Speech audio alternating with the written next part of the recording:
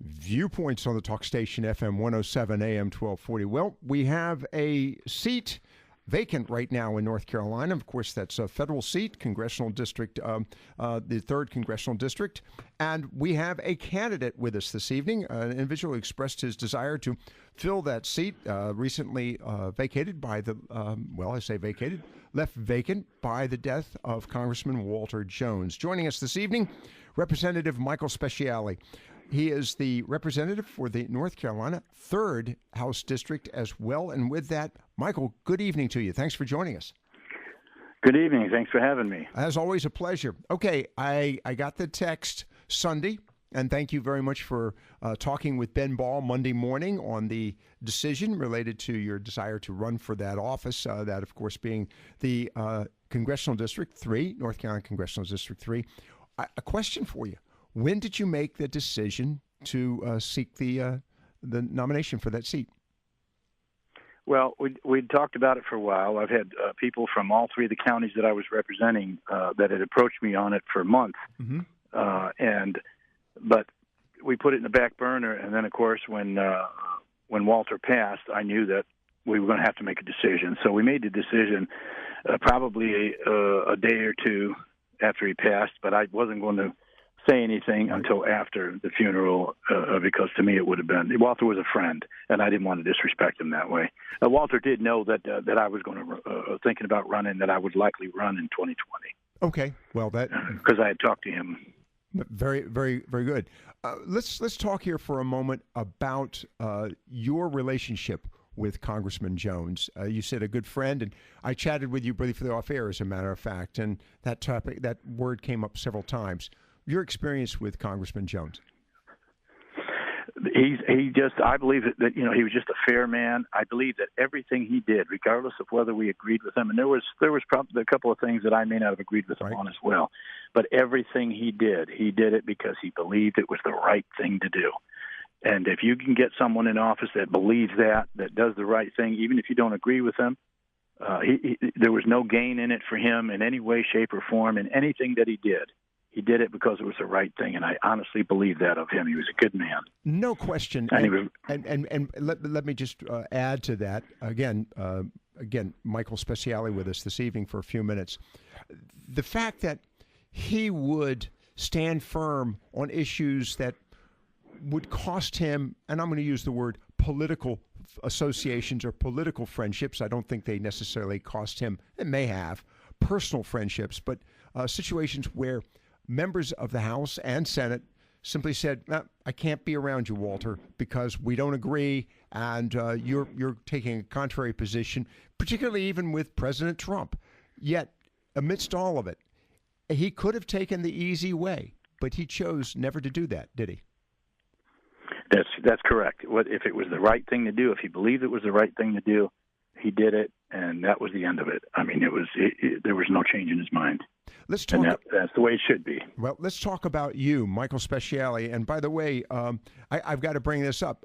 Your military experience, you've seen firsthand how the congressman, that's the late Congressman Walter Jones, would stand firm against the military on certain issues. But let's talk about Michael Speciale and then how this relates to you as well. Your background.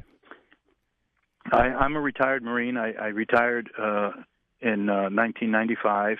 I did 20 years between 1973 and 1995. I got out twice as a young Marine and came back in. But Walter, there was no better friend to the individual soldier, sailor, airman, Marine, and coastie. Yeah. No better friend. So I think we all know that. I'm the same way. The military to me is not. It should never be a social proving ground. Some of the things that have been foisted upon them, I think, are ridiculous, and I think we need to turn them back. I think there's a lot that needs to be done. No, and I wanted, and I've got a caller standing by, but I wanted to bring that up in relationship to, as you said a few moments ago, the congressman was a friend to all military personnel, and I want to stress their families, because in the particular case of the Ospreys, the 2 Osprey pilots, he was defending the family's honor, and as well as that of the 2 pilots. But to that point, and he was proven right after 8 years. I know. I think it was 8 years. It took him that he continued to never stop, never wavered in his belief that those two pilots were innocent. And the other aspect, they were not at fault. And before we get to the caller, one other quick note related to the congressman's investment, if you will, for the military. And I've heard a lot about this in the relationship to his, quote, penance for voting for the invasions of both Iraq and Afghanistan. But there was more to it than that, was there not, in his desire to right the family members of the fallen? He's just a good Christian man, and it hurt him, and that's what changed him as he saw folks dying, and then he started questioning why are we there? Right. What are we doing? How is it in America's interest? And this is where he kind of turned around. We're sending our sons and daughters to die, and he had to be sure he was one of the ones that voted to send them, and so it kind of seared his conscience. All right, let's go to a caller. We've got Bob in Morehead City joining us. Bob, again, our guest this evening, Michael Speciale. Yes, sir. Hey, Mike, let's use Lockwood's dime. How can I donate to your campaign? Oh, go for it. Michael, have you got a campaign set up yet at this point? I don't. I'm getting ready we're working on a website. The website I have, michaelspeciale.com right now. If you donated to that, it would go to my house campaign for the state house, and that money can't be used for this campaign. So I really need to pull that one down, but I haven't done it yet. So I'm in the New Bern phone book. My address is in there. That'd be a way to do it, and I certainly appreciate it. All right. Great. Thanks a lot. Bob, thank you very much for the call. Appreciate that. Okay, that was not the intent of the conversation this afternoon with our guest, Michael Speciale. Again, still currently serving with the 3rd House District. And Michael, we had a caller a few moments ago talk about the issue of those who are running for office while still serving in office. And this is a challenging question, but do you feel that you can provide both a service to your constituents while at the same time you are at least running in pretty much your same district and beyond? Do you feel that you are able to serve both jobs, if you will, the candidacy as well as the state representative? I do. And just like today, okay, I had committee meetings today. I did everything I needed to do, and then I left out of there. I'm sitting in a parking lot in my truck right now. Waiting for a meeting to start so that I can go and talk to the people. And then I'm going to turn around and go back to Raleigh because I've got 8:30 meetings tomorrow morning. I'm going to do the job I was hired to do. So if I miss things, if I'm not able to be at places, where I'm invited, it's because I'm still serving as a representative, and that job has to come first. All right. Thank you for the clarity on that one. Let's talk about why you want this job. And again, Bob, we're talking with Michael Speciale, and he announced, yesterday morning, did you announce earlier, say Saturday or Sunday, that I didn't see, that you're seeking? No. Okay. So Monday morning when you were talking. Thank you. Ben I Ball. believe you were actually my first text. Outstanding. Well, compliment received. Thank you very much. Michael, what about this job is attracting you? The ability to accomplish something, the ability, I've been a fighter for freedom. Okay, right. That's been the issue with me for the entire time, and I'm in my 4th term in the North Carolina House, for those who don't know, and everything starts with the freedom. Every bill, everything starts with that concept. And when I started running, and it took me 12 years to win the seat that I'm in. When I started running in 2001 and I started talking about how we're losing our freedoms, a lot of people looked at me like they didn't understand.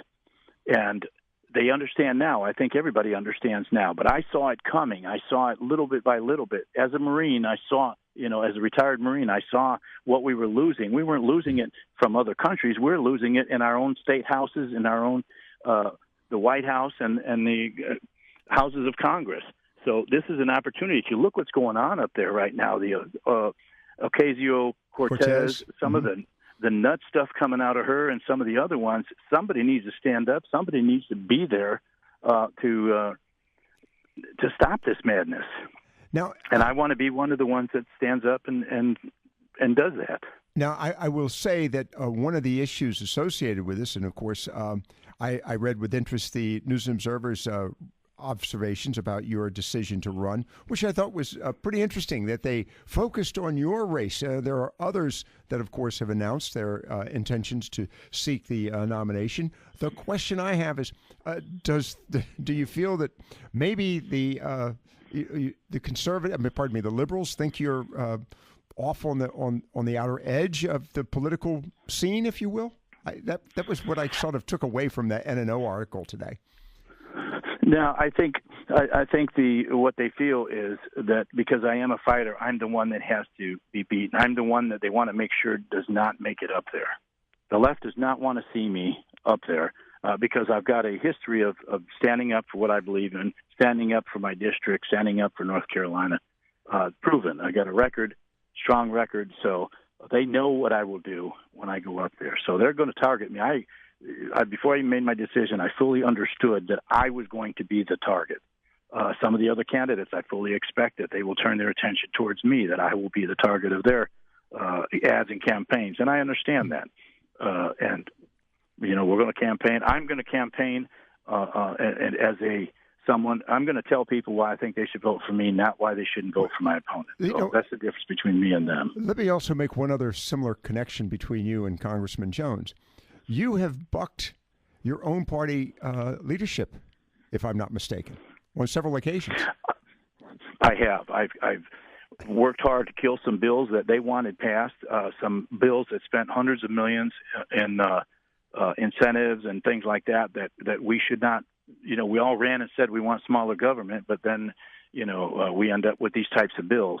So, yeah, if it's right, it's right. If it's wrong, it's wrong. It doesn't matter whose bill it is. It doesn't matter who's pushing it. I'm going to go with what I believe to be the right thing for the people in this district. So it's just the way it is, the way I am. All right, and then as we are coming close to the close on this so you can make your meeting, and I do appreciate your time this afternoon. Again, North Carolina Representative Michael Speciale, we're talking about his announcement that he is going to seek to fill the seat left vacant by the passing of Congressman Jones.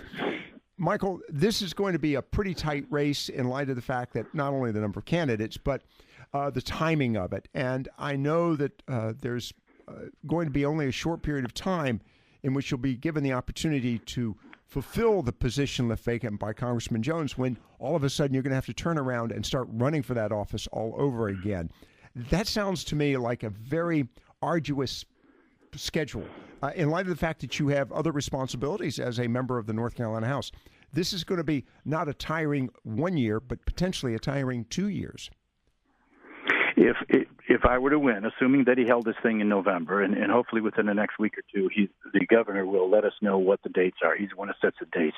Assuming it's in November, whoever wins, if it's one of the representatives, because there are a couple other representatives running, then after the win, it's time to step down. Okay. And then the following month, it's time to sign up again register again for the next election. Right. December is registration when you register for the election, or file.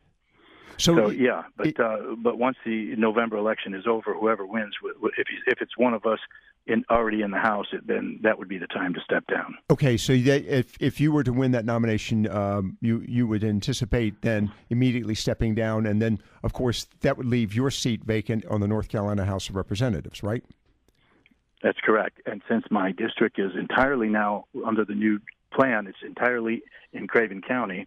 The Craven County Republican Executive Committee would select a replacement and submit that name to the governor. And all right. That's who the governor would appoint. All right. Well, congratulations on this decision. We look forward to further conversations with you as the year progresses. When do you, quick administrative question. When do you have any idea of when the filing would begin? Is that predicated again on the governor's decision as to when the election will occur?